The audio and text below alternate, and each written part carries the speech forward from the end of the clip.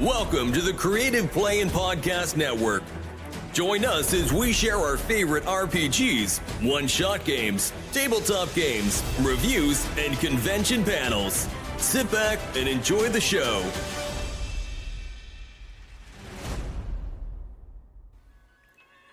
Hi, this is Kelly, aka Trixie from Ragnarok and Roll, assigned to Ragnarok Story, and Tilda Wimblewick from D&D Journey of the 5th Edition. First off, I would just like to say thank you to everyone for listening to our varied adventures, as well as for rating us on iTunes and RPGpodcast.com. If you haven't rated us yet, we would greatly appreciate it if you could. And if you're looking for more ways to support our efforts, we are now on Patreon, a great site where you can help us continue making more podcasts, as well as some special surprises for our patrons. If you can, please look us up at www.patreon.com/cppn. Every little bit helps. And again, thank you for listening. This is the last panel slot of TusCon 51. We are all tired. We've all had an amazing weekend. So thank you so much for being here with us. We're gonna have a good time, everyone. So it's gonna take a moment to all get settled and get recombobulated after being discombobulated. Thank you. So we are going to be discussing romance the genre today. This is Romancing the Skeptics. We want to talk to you a little bit about the wonders and joys of romance. My name is Madame Askew. I'm a weird internet performer. I love romance. I have smart bitches, trashy books to thank for that. I've been on a romance journey since my 20s. I was a skeptic, and I was converted into a fan of the genre, so I'm excited to talk about it. I'm Shelby McBride. I am not an internet.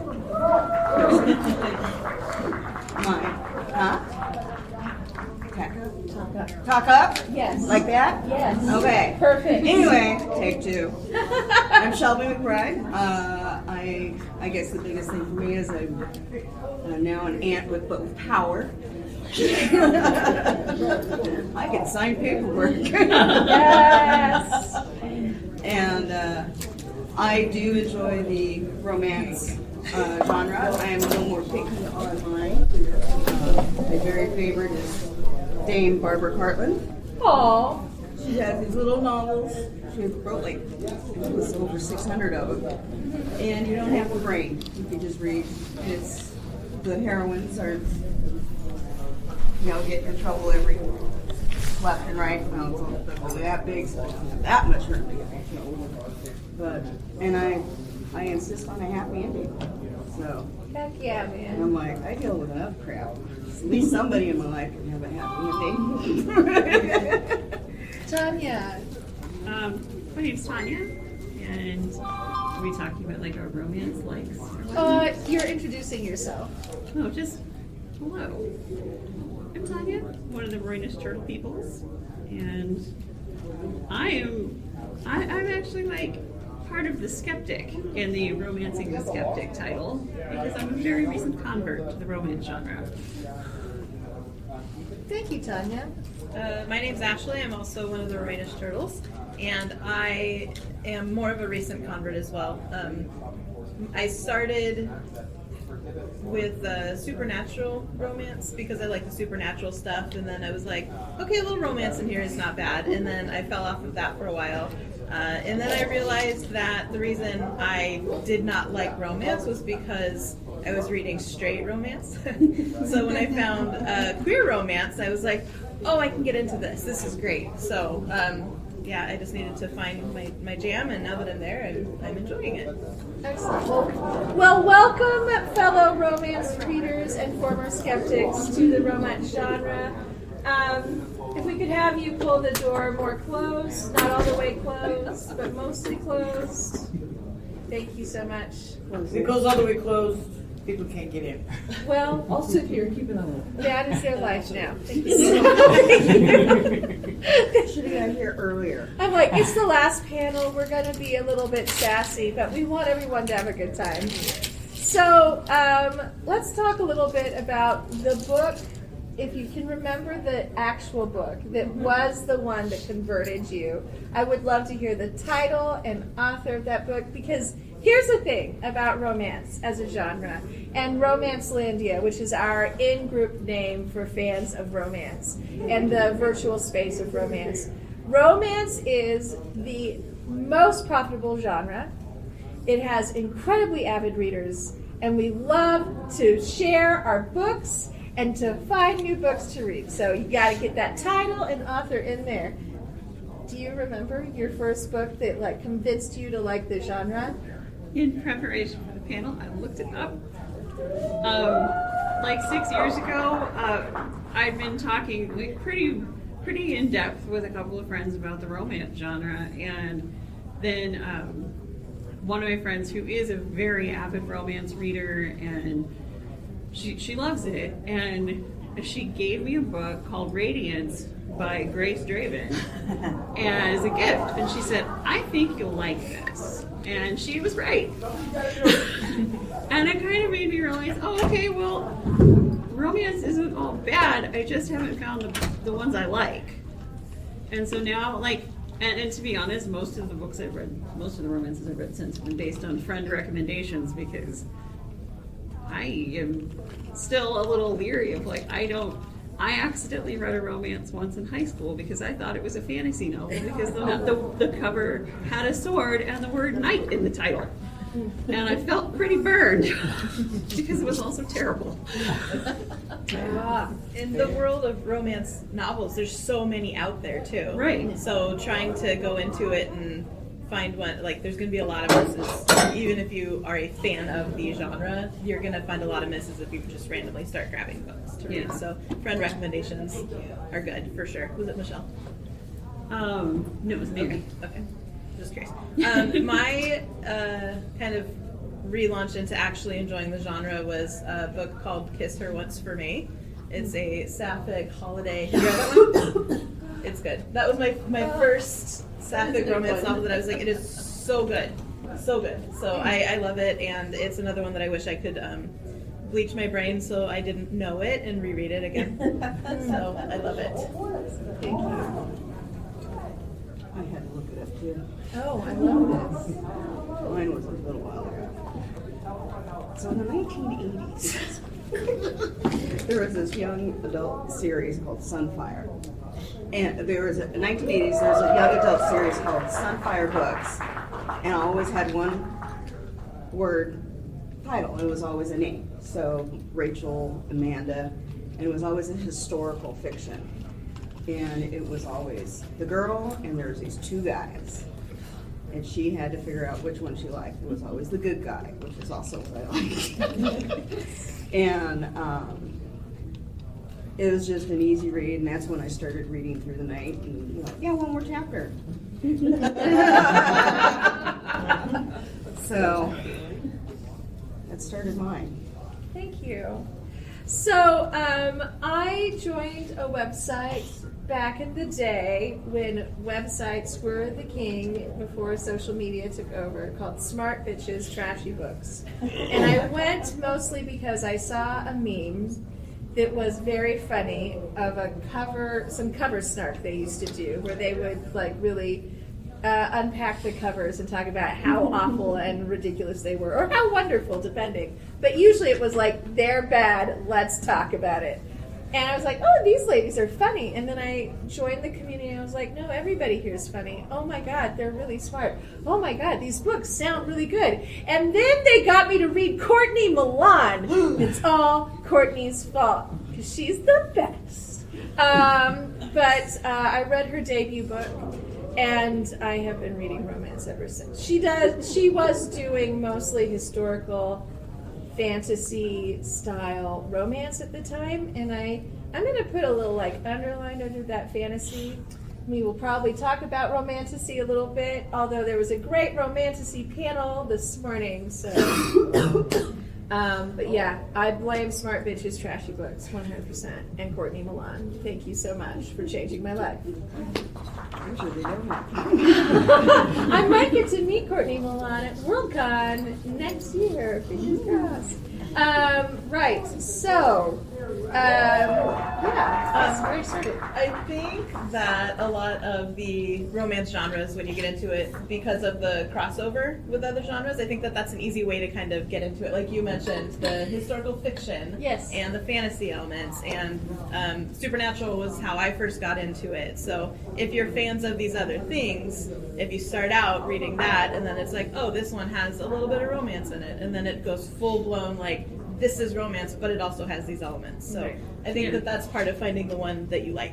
Exactly, because my primary genre is like sci-fi and fantasy. And there's been a lot, I mean, and there have been a lot of books over the years where there is like a little bit of romance in them, like the books by Mercedes Lackey, Patricia Briggs, Yes. Anne Bishop, people like that, where like there is a nice love story in there somewhere along the way, but it's not the focus. And that was what my friend kind of honed in on, is like, I know what you like to read. And this is very fantastical, but it is a love story. And that kind of was like, oh, it's not so bad. And then it was Michelle that said I should read Throne of Glass.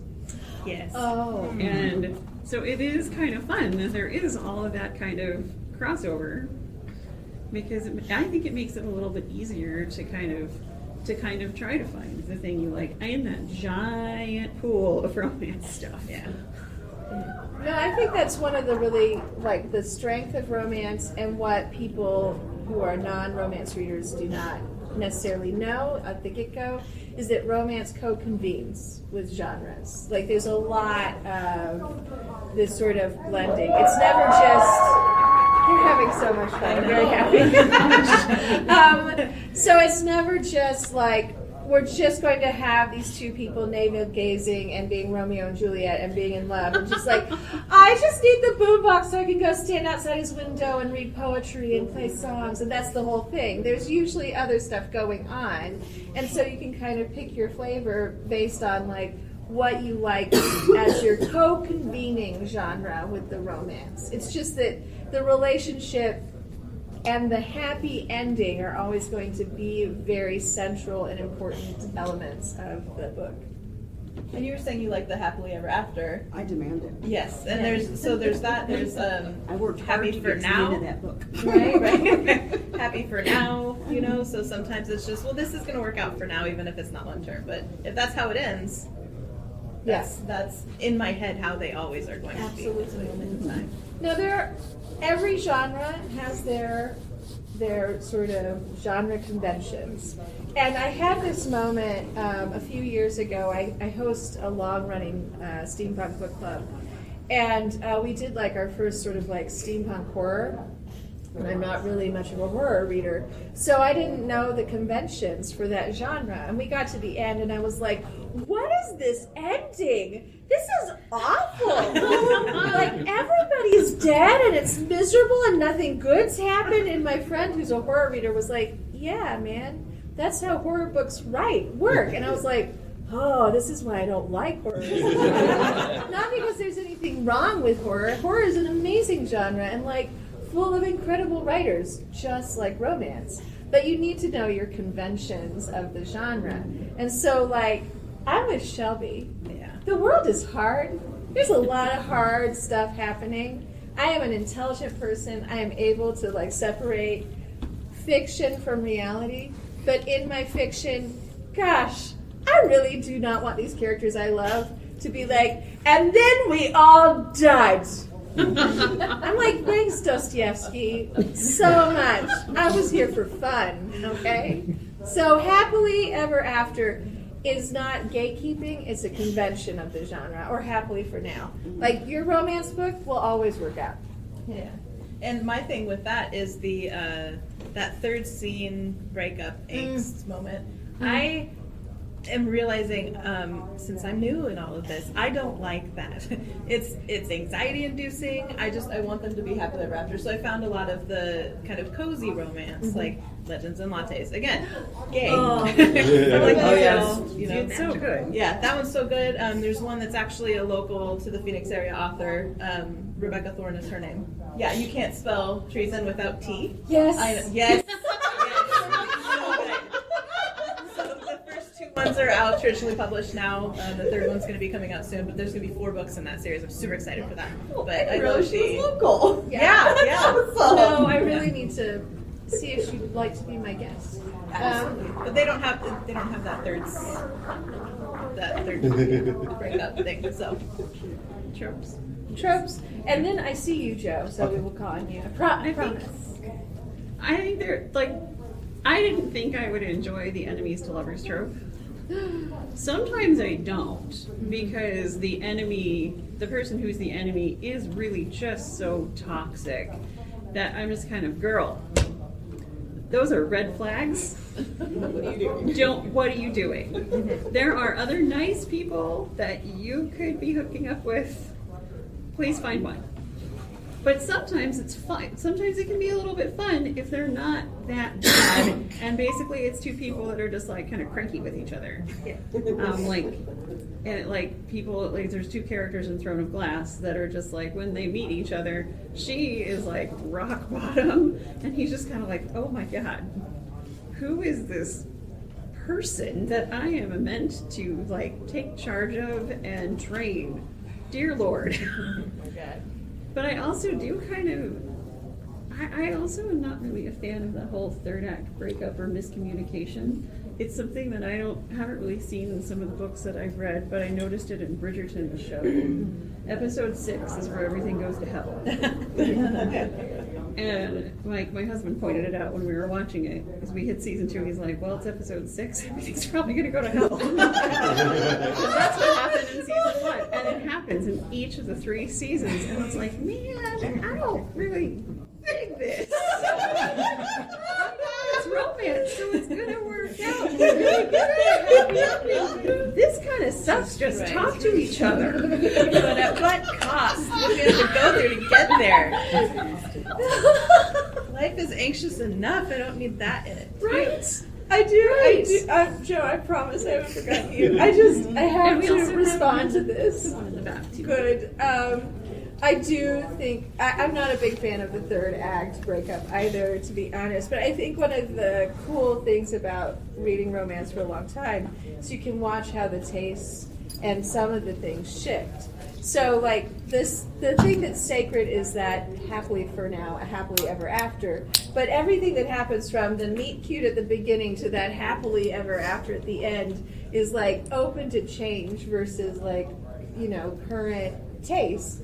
And some people still love that third act breakup, but, like, you see less of that in more modern romance. Oh, that's I so think. cool. That's good to know. Yeah. Tending towards the cozy. Yeah, listen, we need cozy. I know. That's why I like it so much. Okay, we have a couple of questions from our wonderful audience. Joe, I promise, and then I didn't see the other person's hand, so we'll start with Joe. All right. So I think this is a reminder that, before we started dividing the world into genres on content, it was 3. Romance always has a happy ending. Tragedy always has a bad ending. Comedy, hopefully a funny ending, and the West. So the fact that romance is the one that's kept that concept for centuries. Yeah, that's really cool. Yeah. That's a great point. And also, like, speaks to our topic that romance is not a dirty word, that romance has been around for, like, a bajillion years. That's a very technical mathematical term. Bajillion years. Who was our other question? Yes. I had more an observation about enemies to lovers. Sure. There's like different camps. There's like rivals to lovers. There's bad first impressions to lovers. Then there's enemies to friends to lovers. And then there's the one I do not like, which is enemies to lovers with no like break in between. There's no children here. And enemies to lovers, like legitimate enemies to lovers with nothing in between, is just hate sex. Yes! I do not like that one. No. Yeah, that sounds really deeply Hate sex is unpleasant. okay in real life, but The last panel of the day, Joe, I agree. Like sometimes you have a Saturday night and you're like, okay, I hate you, let's go. That's a really cool point, though. I didn't. Yeah. I mean, like, as again, like a newcomer to the genre, I didn't kind of like realize there was that That whole last like. one is usually a subplot to a larger thing. Oh, sure. Like, I don't think that's ever. I'm sure there are books where it's just that, but that's usually a romantic subplot to a larger book. Ruby Row, all of her books are that. So I read like the first two and the third one. I was like, it's the same again. It's this whole, yeah. So one of the cool things about romance that we're discussing right now is the tropes. It's a very trope, like all fiction plays with tropes. But I find that romance readers and authors are like much more upfront about that. They're like, yeah, of course there are tropes.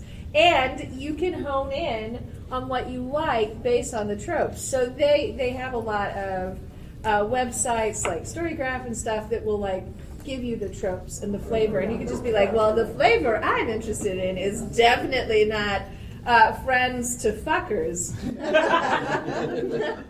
This is not for children. Okay. It said so on the package, but also for reals.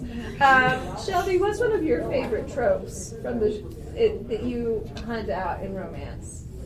There are many. There's so many. Yeah, but I got out of reading romance for a long time. Then I realized that I'm asexual living in a spicy world.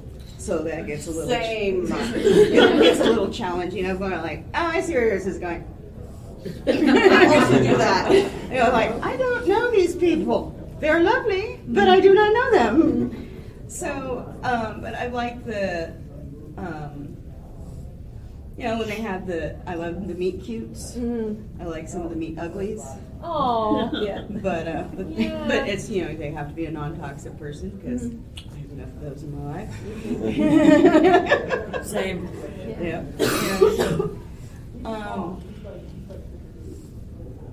You know, it's just whatever I'm feeling at the moment, you know, but also consensual stuff is big for me. So, Yes. you know, if they sit there and they have that. I've learned a lot going into fan fiction websites. I've also learned things that I'm not old enough for. I'm like, what's that? I shouldn't have looked that up. there's so much. There is. I'm like, okay. This is a site my mother won't be visiting. Don't go into AO3 without a plan and maybe a tour guide. Yeah. And knowing how to work the filters. Yes. I'm a queen of the filter. Work the filters. Read the trigger warnings. Yes. Yes. And the tags. And so AO3 is a fan fiction site. I'm kind of like, I want to make sure everybody's on the same page with terms, but also things like Storygraph and I don't know how like Goodreads is about this, but you can like filter things by and check in for triggers, content warnings, and different things, so that you're not getting something you don't want. And I think that's nice. It's fiction, right? I have not noticed that being able to filter for that stuff on Goodreads. Yeah, And I'm on there daily. Goodreads is bless their hearts. I'm for tracking what I've read. Anything else, not so much. Yeah, I just do it so that I can see what I've read and all Yeah. that. So yeah. Ashley, favorite trope? I love Grumpy and Sunshine. I talked about this Oh, a little God. bit in Forgot about that one. Our Yes. Flag Means Death, because it's Grumpy and Sunshine is where you have two characters. One of them is the Grump, and one of them is Sunshine. And a lot of the times they end up starting kind of as enemies to lovers, just because the Grumpy is annoyed by the Sunshine or whatever. But I love the coming together of the Grumpy and the Sunshine. It's just very sweet to me because I'm Sunshine. If you haven't picked up on that, Missed it. so yeah, missed that. Yeah, so I love that with the caveat that as long as neither of them are changing who they are for the Grump or the Sunshine, then yeah. I love Grumpy Sunshine. It's so, it feels always very wholesome. Yeah. Yeah. I think it's probably a trope I did not know existed until you named it, because I realized I liked it, because I adore Steed and Blackbeard. Yes. Yes. So good. Yeah, and like Hurt Comfort is another one, which we talked about a little bit in our Flag Means Death panel. But I don't know. I am like always here for Grumpy Sunshine. Yes, I love it. Yeah. Any good recommendations? Oh my gosh. Well, I of course love Gail Carriger so much, and I have to say her latest. You've read these, so I'm so sorry. But she wrote a space opera trilogy that starts with. Divinity 36 or Dome 36. Dome 36, thank Yes, you. Oh that my one. gosh. And Fex is so grumpy. Yes. So grumpy. That is definitely And Grumpy then, Sunshine. yeah, absolutely. So that's a wonderful series, and everyone needs to read it so I can have more, okay? So please read those books. I also recommend T.J. Klune. We were talking about. Oh, yes. Yes. So he has the House on the Cerulean Sea and then Somewhere Beyond the Sea. That is Grumpy Sunshine, kind of, but it's very found family, literally. Yes. That one's really good and wholesome, and I like it. Well, and Under the Whispering Door, I was too. just gonna say that's what. Oh, that one's so good. Under the Whispering Door is also very good. That one, I will say, I recently lost my grandmother, who was like the glue that held our family together. I would recommend not reading that book right after something like that, because I did, and I was sobbing the entire time. So it's a very heartfelt book, but it's very good, and none of them have spice in them. So if you're averse to spiciness, I like those because they are very comfort, cozy, without the spice in it. So With the box of tissues. Yeah. with Yes. a box of tissues and a But box if you of do like cookies T.J. also. Klune's Green Creek series, super Yes. spicy, and then Grumpy Sunshine is, oh, and the first book is right there. So good. So those are the ones I have. Yeah, and I was going to say something profound, and it went right out of my head, so I apologize. Well, maybe it'll come to you. But let's talk a little bit about, so right now, a big buzzword in all of fiction, and especially in like bookish spaces on social media, is romantasy. And like, listen, I am not here to be spicy about new terminology for old things. Like, it's a great portmanteau. I've been reading romantasy since before it was called that, and so I'm just like, cool. I'm glad we got a cute word now. I know some people get spicy about new terms, but I'm a linguist. I love them. So, but I am a cunning linguist. You go, girl. Talk to me about Saturday night. But I think one of the things we were talking about as we were developing the panel and preparing was that there's really always fantasy to romance. So let's talk about like the fantasy of it all, like the fantasy of having a happy ending, the fantasy of marrying a millionaire duke when there were really like only 10 dukes and they were all like kind of weird and a little off-putting and definitely imperialists, but we found the one nice one who's very enlightened in that one book. And all of his brothers who are also dukes. And so like there's all kinds of fantasy, and fantasy, the escapism, the fantasy is sort of part of the joy of the romance genre. Yes, it doesn't have to be dragons. That helps sometimes. Yeah. But I like it better if there's dragons. I do too. Yeah, I mean, Or like, dragons. Yeah. you know, like Dinosaurs are also the. amazing. Pardon? Dinosaurs. Dinosaurs are also amazing. So, because when I hear romantasy, which is romance and fantasy, the first thing that comes to mind is dragons, Yeah. like or fae or something along those lines. So that is a good point that the fantasy and romantasy can just be about the fantasy of what's happening. It's not necessarily fantasy creatures. Yeah. Which actually is something I'd never really thought of until we started having those conversations. Yeah, so that's cool. Yeah, I think I know it's also funny because a friend gave me a book last year called Fourth Wing, and I didn't realize that it was romance, and then I learned the term romantasy. And I was just reading, I'm like, hell yeah, dragons. It's like heavy Pern vibes. Yeah. I always thought the fourth wing was like the warrior cats for dragons. Is it a romance? It is It not becomes- a romance. it It does is a become 5-pepper one. spice romance. If you've ever read Anne McCaffrey, it has like heavy Pern vibes, but a little bit darker I and a know little harder. so many children that have read that book. Oh, Not well. like children, but like people I consider children. Yeah. in my opinion, Definitely should not have read that. So like teenagers, middle schoolers. Yeah. Oh, well, it is considered a young adult. Yeah. It is considered a young adult book. So that so very spicy. covers Yes, covers yes. a wide range. Yeah. Like young adult can be up to like high schoolers, and basically I mean young adult can be like up to like somebody in their like early 20s. Like let's be real. Yeah. I'm like in my 40s and I barely feel like an adult. But yeah, the fourth wing has this thing like if that's your jam, if fantasy is your jam and dragon writing, like that world is hard. It is hard. There are not many soft landings, and your point of view character is somebody who like was thrown into it because her mom is a very hard woman. But like, and I'm like, oh, this is great. Oh, hey, wait a minute. That feels like it's going to be a thing. And it did become a thing, but I really enjoyed how it got there. So, and then like I ended up, and I didn't expect it to be romance because when my friend gave it to me, she said her husband really liked it. And she hadn't read it yet, and I was like, well, I don't think he reads romance. But I don't know. But sometimes you discover you've been reading romance The all entire along. time. Yes. Romance is the friends we made along the way. Yes.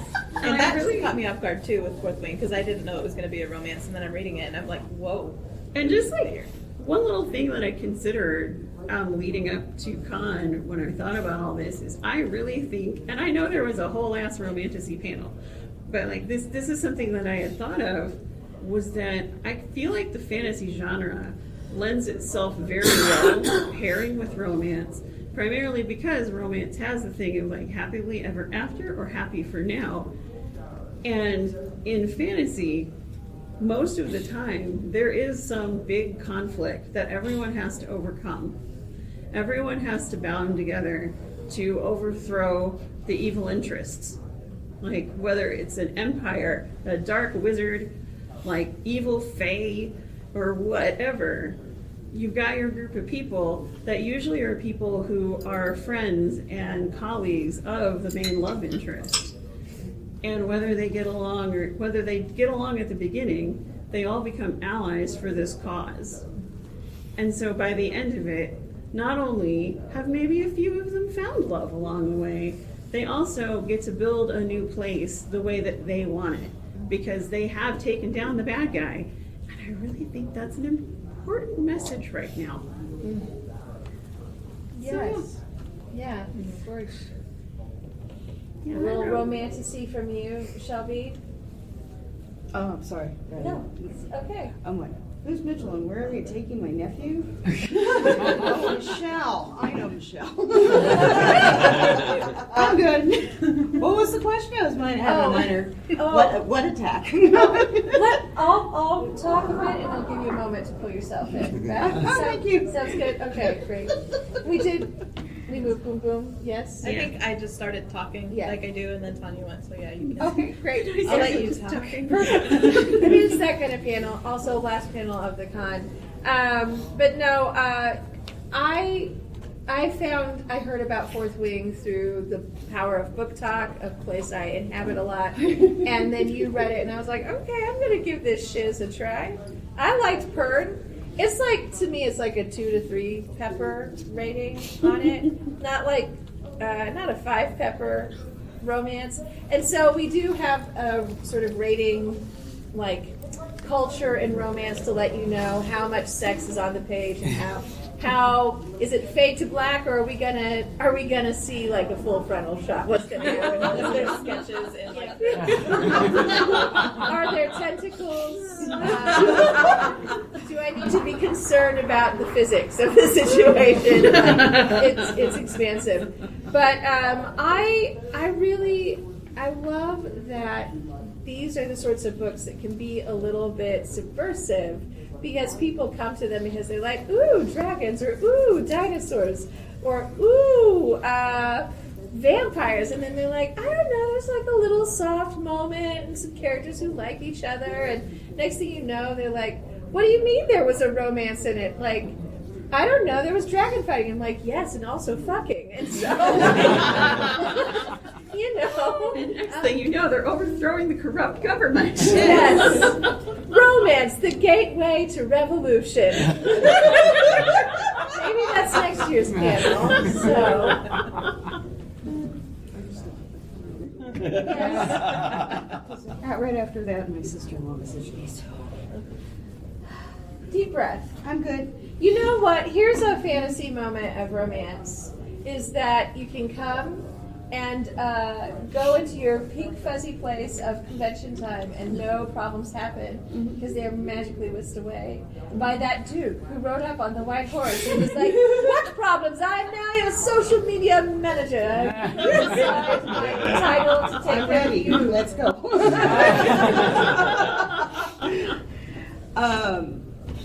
I am so sorry. It's okay. We're just talking about like romantasy and some of the fantasy romance that we've liked, or like some fantasy books that have like romantic elements that were sort of like a little bit of a bridge.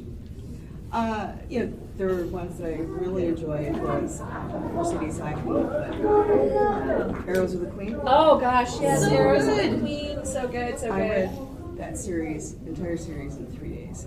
Yeah, Oh yeah. yeah. It was my so good. aunt's. She Aw. barely let me borrow it. How many books are in that series? I think 3. Yes, For that's that. like I had the to first hold trilogy the that's a gateway book open development. like this because I couldn't crinkle the Yeah. spine. She's only 7 years older than I am, but she thinks she's a geriatric. And so I'm like, and then I had to buy my own copy so I could just see it a little better. Yeah, they're so good. Which series was this? I missed it. This is Arrows of the Queen by Mercedes Lackey. Okay. It's Yeah. basically if you decided you wanted to get into the Heralds of Valdemar series by Mercedes Lackey, it's very expansive. Okay. So That's very- probably the easiest entry point. Yeah. Okay.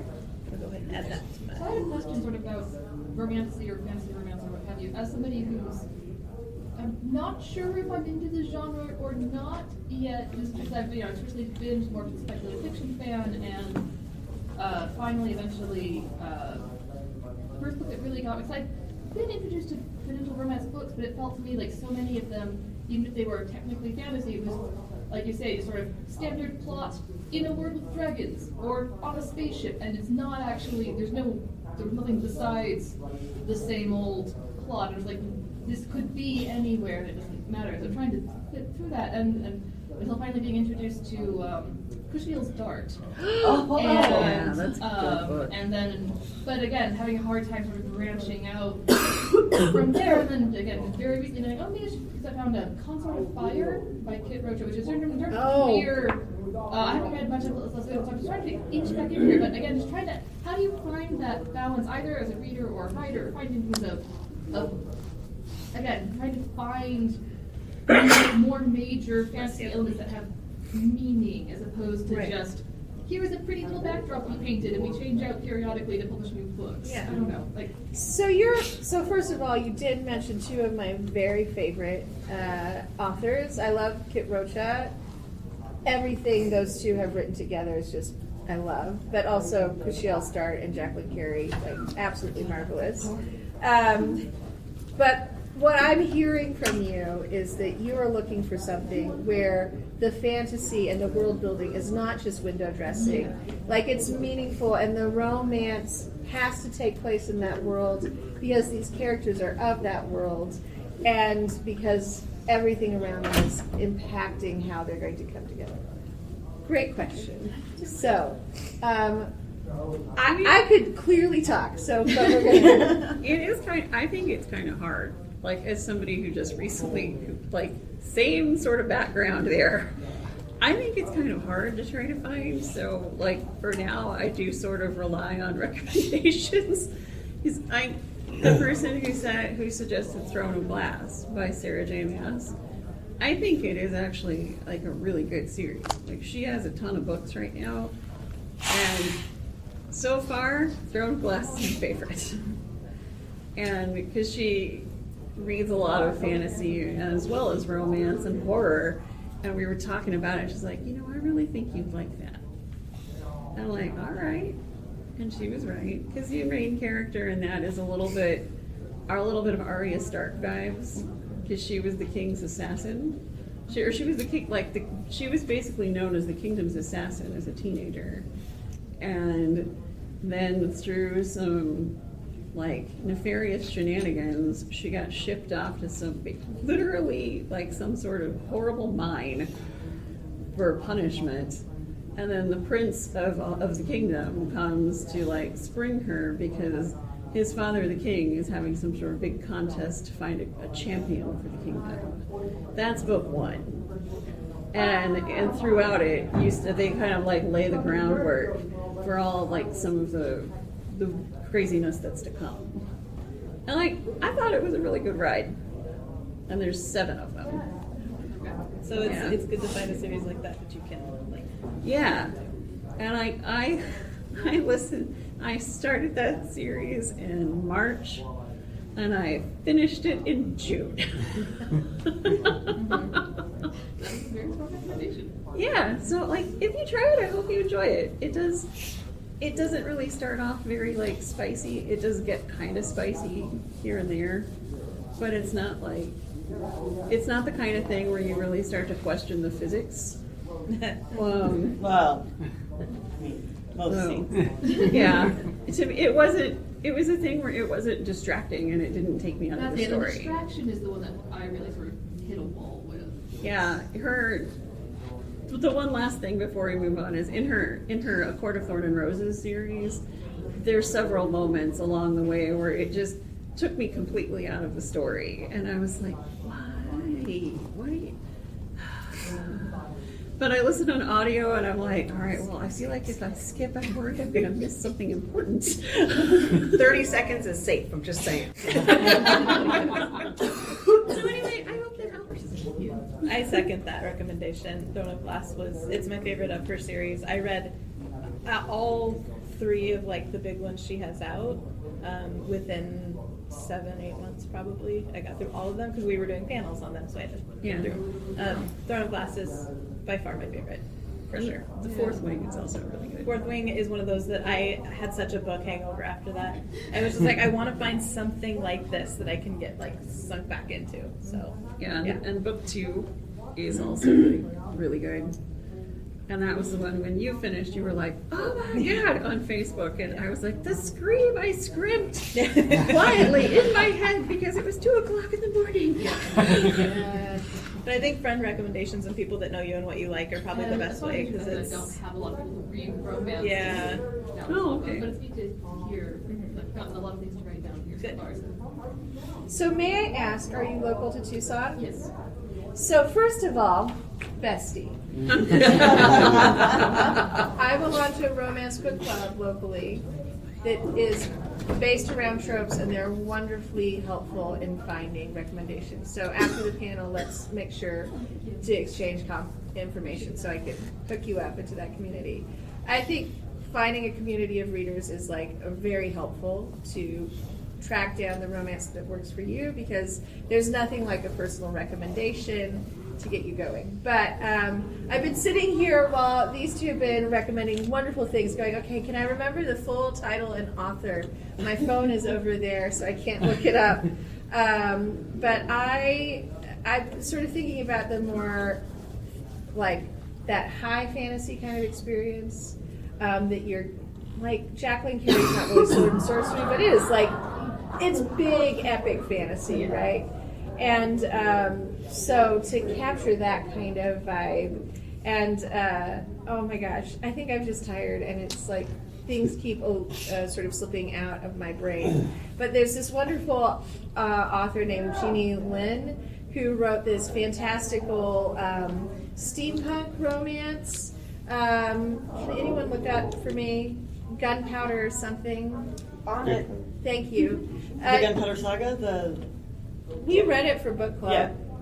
And she's wonderful. She also wrote a fantastic romance that's set like in Mongolia with like this, that's like called Butterfly Swords, and it's like a warrior and a princess, and they have to like get out there and, you know, combat patriarchy and survive and find true love and romance. And it's like, yes, I'll just gobble that up. Thank you very much. And it works in the world because they need their context for their story to make sense, and it's very expansive. And Gunpowder Alchemy? Yeah. Gunpowder Alchemy. Thank you so much. I'm just like, it's gunpowder something. I read a lot. But I really recommend Jeannie Lynn.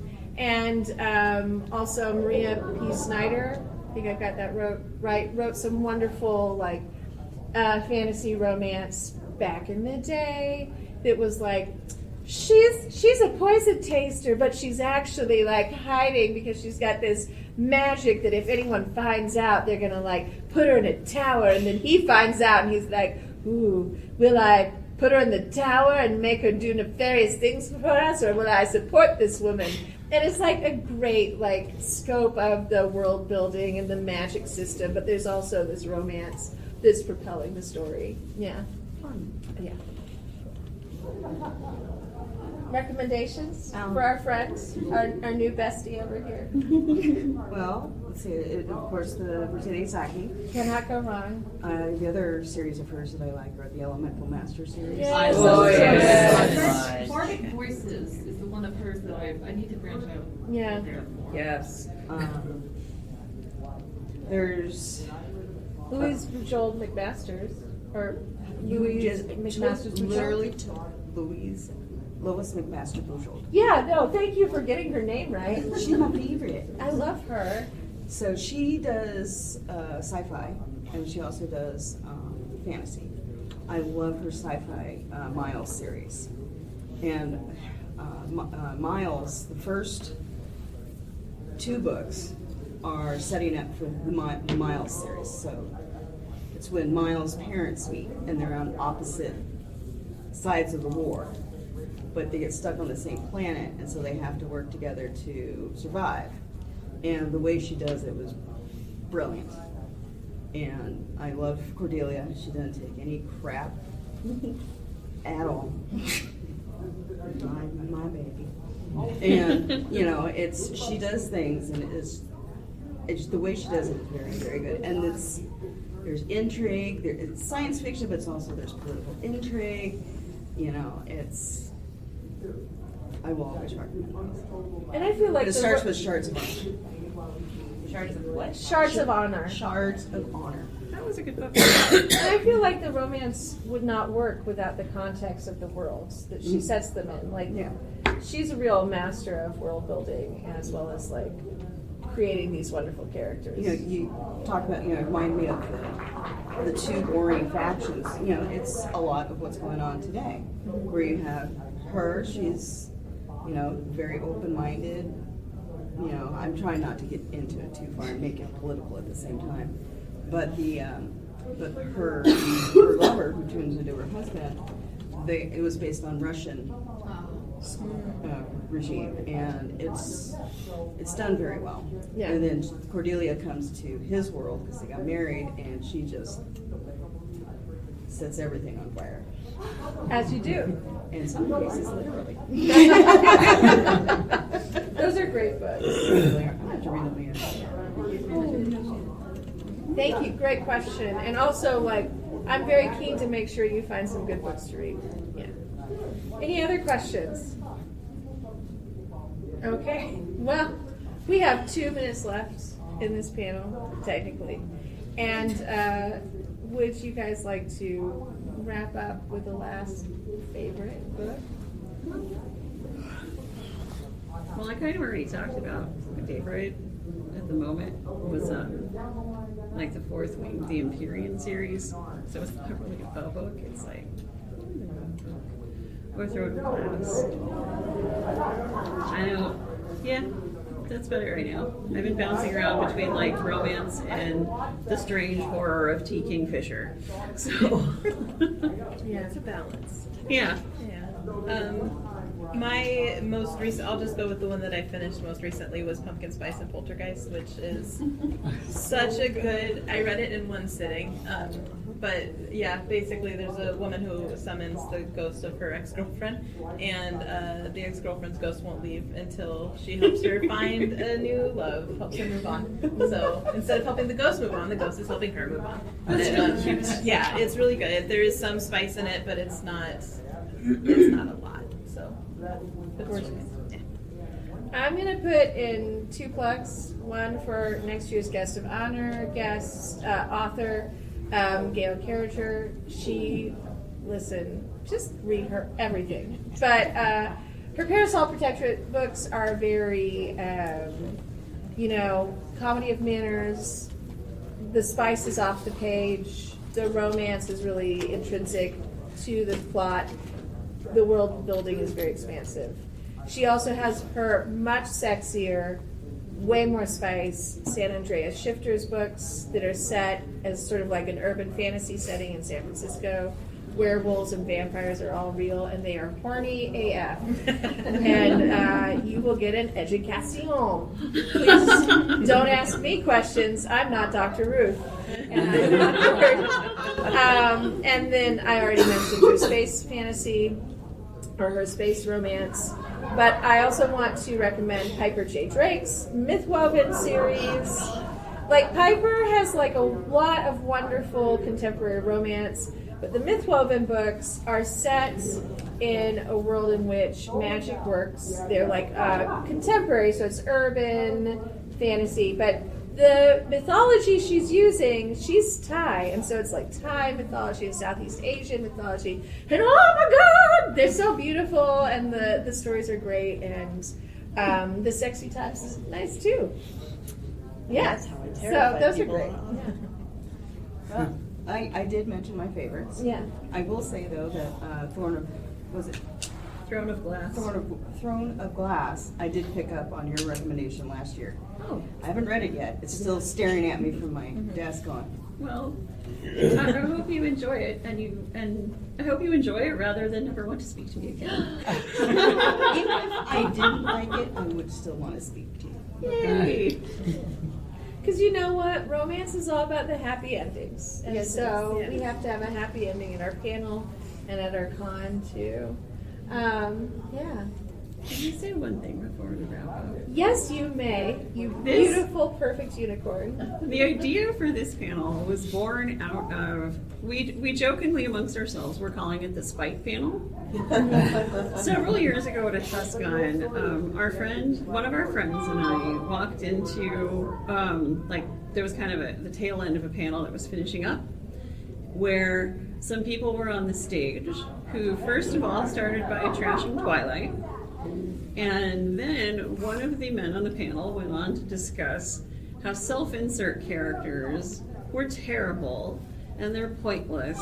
And there was someone on that panel who wrote romance, but yet it seemed like, I don't remember all of it, but basically it became like a thing on the panel where some of them were kind of being really crappy about some romance tropes and generally sort of talking about romance like it was just kind of like, and at that point I wasn't reading very much romance, but my friend was. And so I was like, listen, we should make a panel where we talk about how cool romance can be. And the fact that it gets denigrated, and the reason it probably gets denigrated most of the time is that it's primarily a genre written by and for women. So people treat it like it's second class. Because there is a lot of misogyny in this world, including among women, because internalized misogyny is a hell of a drug. So, at any rate, it never quite got off the ground for a while until we started talking to Jocelyn. And we were all like, let us bring this panel to TusCon. They're dissing romance, but romance makes way more money than they do. Exactly. It's one of the best-selling genres. But it's for women, so. But it's for women. But they make more money than you, butt munch. But also, like, for reals though, romance often funds a lot of other publishing efforts because it is bringing in so much money. It's like real MVP. In the heyday of the Harlequin series, pretty much every Harlequin writer was a serious writer with their pseudonym. So yes, literally romance was paying their bills so they could write their books nobody was reading. Yeah. No, and while we are talking about like romance being mostly by and for women, that is largely the case. But there is a real shift that I think is important and beautiful of a lot more queer romance and people of diverse backgrounds. So as you're going out into the world and you're like, well, I kind of want to read that romance stuff, but is there something for me? Yeah, absolutely. There are a million flavors of romance, and queer romance is really taking off in gorgeous ways right now. And I think, and do you think that maybe the reason that it is sort of like opening up more, because it may be, and I don't know if this is the case with other, like a lot of other genres, do you think it's opening up maybe a little bit more because it's the genre that so many people are like, eh? Like maybe it's an underestimated genre, even though it is this giant powerhouse. I mean, honestly, I do think there's a little bit of that is a bit underestimated, and that also, so Romancelandia is a very powerful force, and a lot of the people who are romance writers are like former attorneys, like Courtney Milan, and if you haven't read her, you should.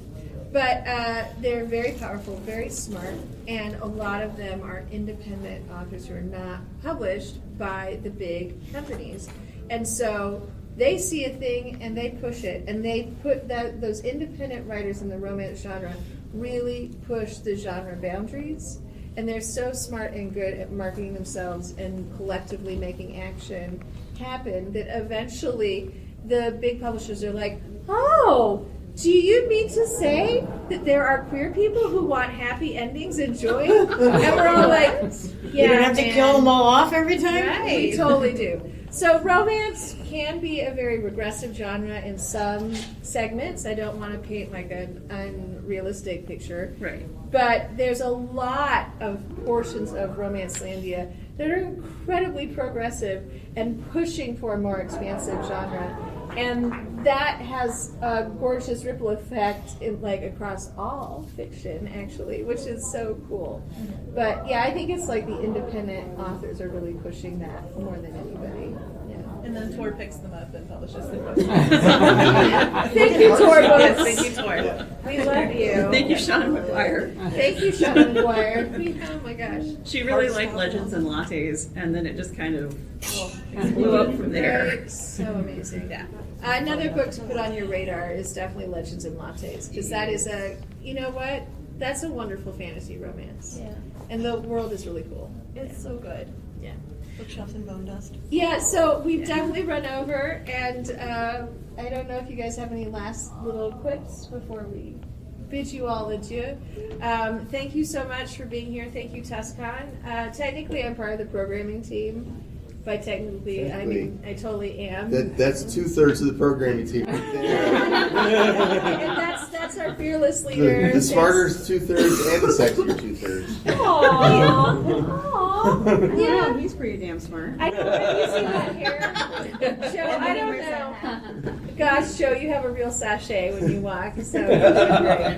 But thank you so much for being here. Please come back to TusCon next year. Tell us about what you read. Maybe do panels. It's very easy to panel at this con, and if you've been thinking about doing panels and you're like, oh no, I could never. You absolutely could, and if you talk to me, you are in danger. I will put you on a panel.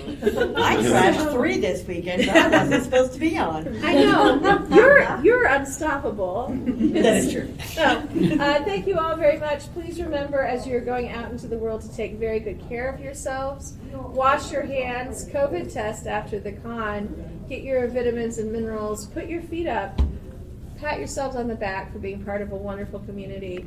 And make sure you stay healthy and warm and safe, so you can come back next year for more shenanigans with us. Yeah.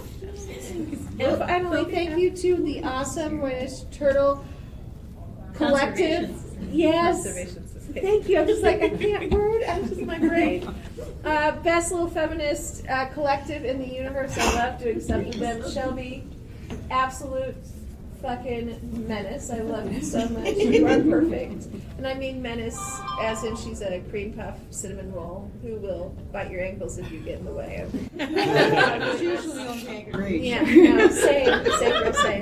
So, goodbye, adieu. Thank you, everyone. Cheers. Yes, please do the magic thing. Thank you. Oh, Jim, you're so good. Thanks. Thank you for listening to the Creative Play-In Podcast Network. If you enjoyed our show, please check out D&D Journey of the 5th Edition and Ragnarok Enroll a Scion Hero to Ragnarok Story. Also, check out our Patreon page for more content and behind-the-scenes things, as well as joining us for a one-shot game or two.